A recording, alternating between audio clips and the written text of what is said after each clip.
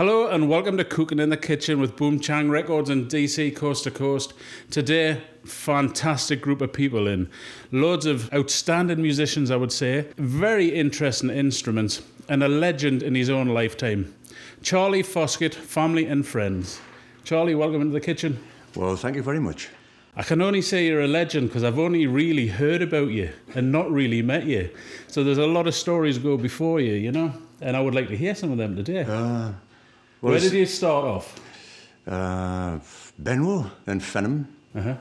And yeah, that's where I sort of bought my first guitar off a mate who got the girls. And is that what attracted you to music?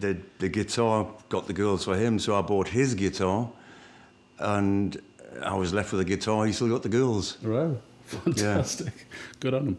Anyway, so talk a little bit about your music. What styles were you into? Because you were in a band called Sandgate. Sandgate. Yeah, was that your first band? Oh, no. We had, I think the Howlin' Blues was probably the first band. Right. And we ended up playing the Go-Go. Right. But I was too young to go in the jazz lounge. Right. But we used to creep in, obviously.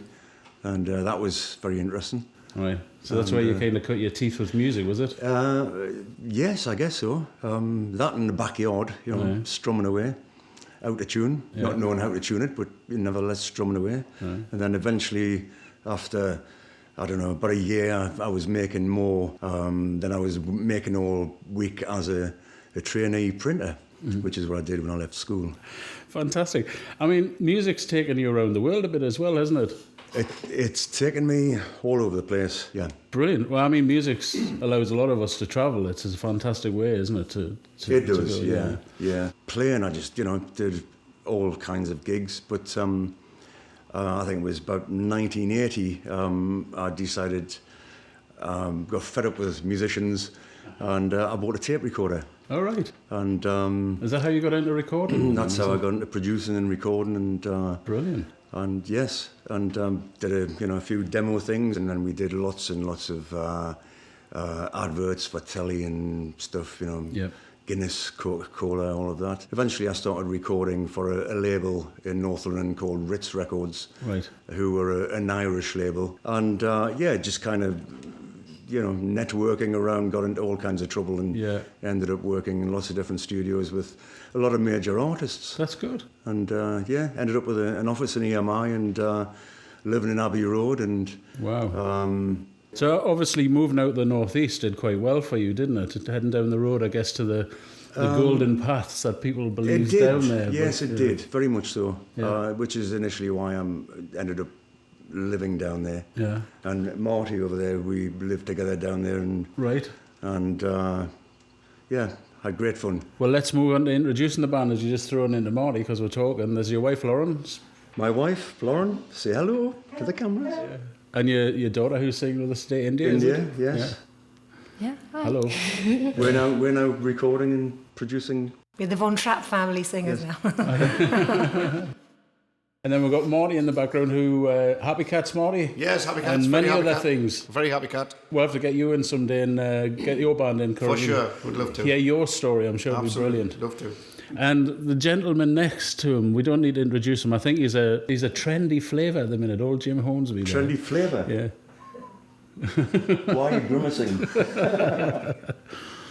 And I'm sorry, I don't know your name. It's Michael. This is Michael I did know your name, yeah. And you're doing a bit of accordion there for the session. And we even have a trombone player hiding over in the background here.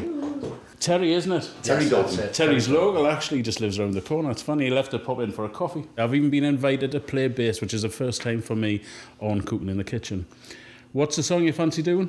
We'll do this song called Jimmy Gray's Granny's Eye, and there's a little bit of a story. Go on and tell us a bit of it.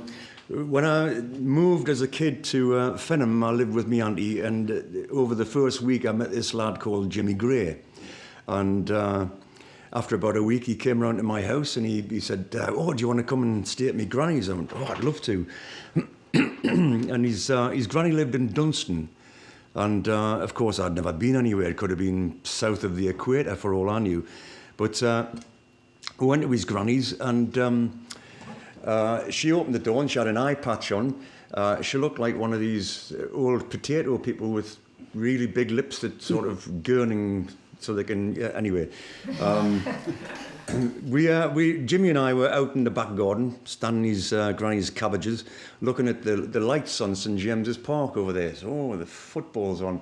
And his granny said, "Oh, come on in, I need to get in the bath."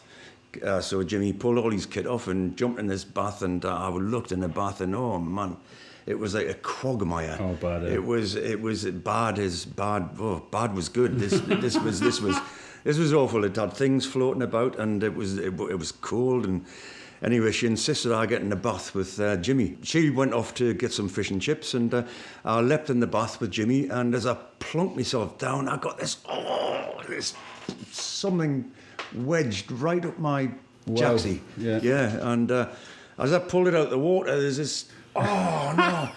It was his granny's eye. No way. It was his granny's glass eye, which I instantly threw at Jimmy and leapt out the bath and went into the kitchen to dry myself, followed by Jimmy dripping, who proceeded to dry himself on the tablecloth at the same point, saying, she usually keeps her eye up on there, on the mantelpiece, next to a pipe rack. Right. So that'll give you an idea of Jimmy Gray's granny. Right, brilliant. So I just, somebody said, you got to write that down and write a song about it. Take it away when you're ready. 1, 2.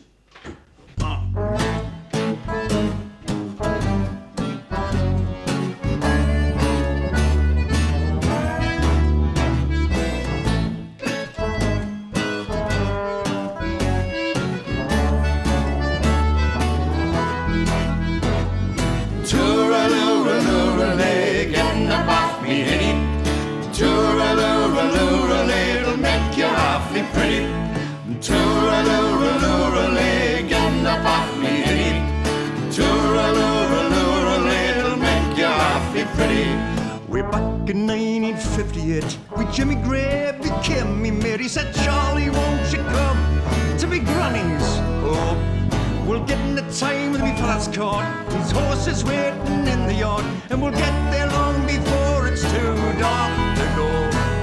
Well, I'll never forget the feeling, was awfully unappealing. The night I set me good self down on Jimmy Gray's granny's eye. But I was a freezing, all breezy and I'm sneezing. The night I set me good self down on Jimmy Gray's granny's eye. Toora-loora-loora-lee, get in the bath, me hinny. Toora-loora-loora-lee, it'll make you awfully pretty.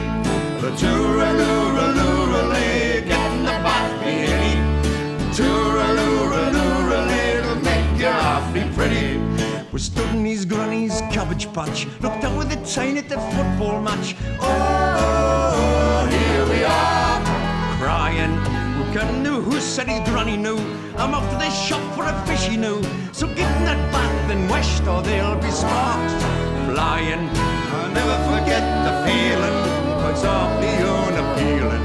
The night I set me good self down on Jimmy Gray's granny's eye. But what I was a freezing, all breezy and I'm sneezing.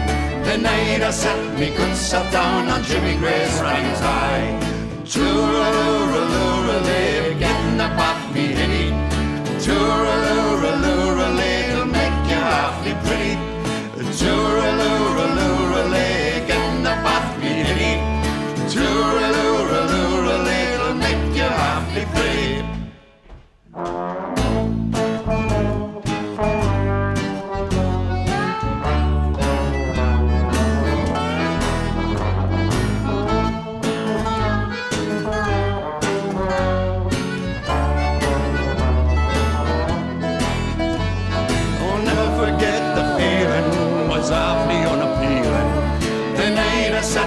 Self down on Jimmy Gray's granny's eye.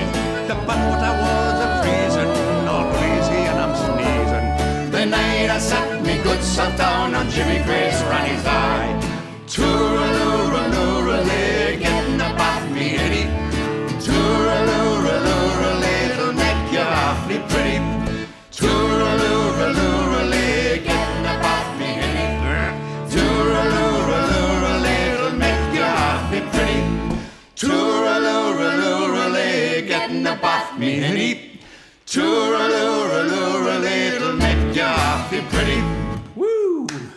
Fantastic. That's brilliant. I think I'm going to go and have a bath. Stay tuned. Come back after the break and we'll get some more banter, crack, chat, everything. Come back. See you soon. Bye.